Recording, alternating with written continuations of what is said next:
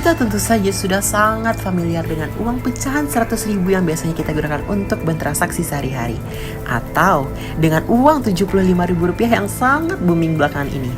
Tapi pernah gak sih kita memperhatikan siapa tokoh proklamator yang berada di belakang uang tersebut? Ialah Soekarno-Hatta. Perkenalkan, saya Evelita Fiza dari kelas 11 MIPA 2. Saya akan menjelaskan sedikit tentang Bapak Bung Hatta.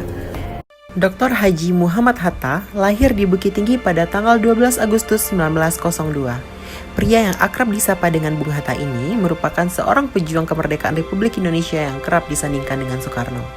Tak hanya sebagai pejuang kemerdekaan, Bung Hatta juga dikenal sebagai seorang organisatoris, aktivis partai politik, negarawan, proklamator, pelopor koperasi, dan seorang wakil presiden pertama di Indonesia.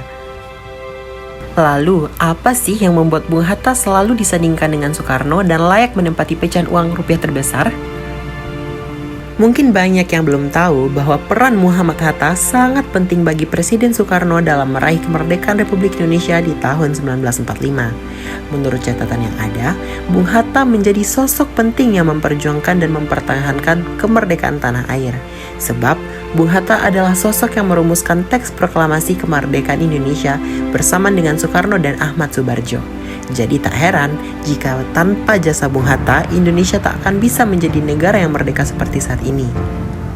Pria berdarah Minang ini turut menyumbang kalimat pertama untuk teks proklamasi. Selain merumuskan naskah, Bung Hatta juga mentandatangani teks proklamasi bersama Bung Karno. Setelah melangsungkan upacara proklamasi, Bung Hatta resmi dilantik sebagai wakil presiden pertama di Indonesia.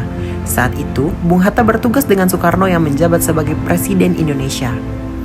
Usai menjadi wapres, peran Bung Hatta makin moncer dalam memperjuangkan Indonesia di konferensi meja bundar, lantaran Belanda masih enggan mengakui kedaulatan Indonesia.